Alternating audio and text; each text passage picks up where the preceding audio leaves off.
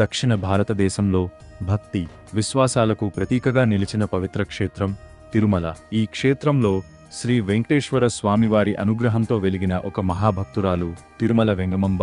ఆంధ్రప్రదేశ్లోని తరిగొండ గ్రామంలో వెంగమాంబ జన్మించింది. చిన్ననాటి నుంచే ఆమె మనసు శ్రీనివాసుడి భక్తిలో మునిగిపోయింది. ఆమెకు దేవుడు కేవలం ఆరాధ్యుడే కాదు, జీవిత భాగస్వామి.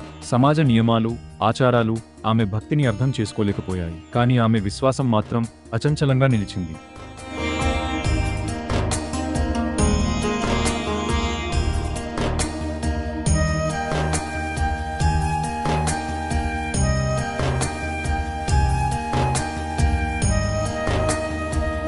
సమాజ నిరాకరణను ఎదుర్కొన్న వెంగమాంబ తిరుమలకు చేరుకుంది. అక్కడ స్వామివారికి సేవ చేయడం ఆమె జీవన ధ్యేయమైంది.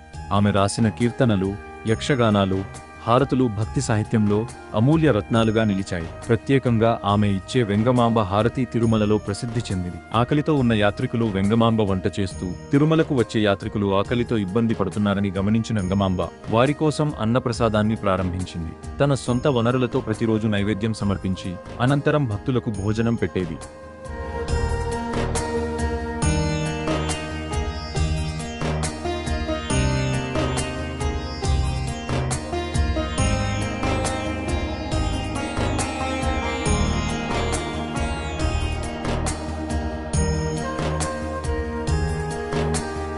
ఈ సేవ కేవలం ఆహారం కాదు, అది ఆమె ప్రేమ, కరుణ, భక్తి యొక్క ప్రతీక. రథోత్సవ దృశ్యం రథం కదలకపోవడం ఒక సందర్భంలో ఆలయాధికారులు ఆమె హారతిని అడ్డుకున్నారని చెబుతారు. అయితే స్వామివారి రథం కదలలేదు. వెంగమాంబ హారతి ఇచ్చిన తరువాత మాత్రమే రథం కదిలిందని విశ్వాసగాథ చెబుతుంది. అది ఆమె భక్తికి స్వామివారి మౌన సమ్మతి.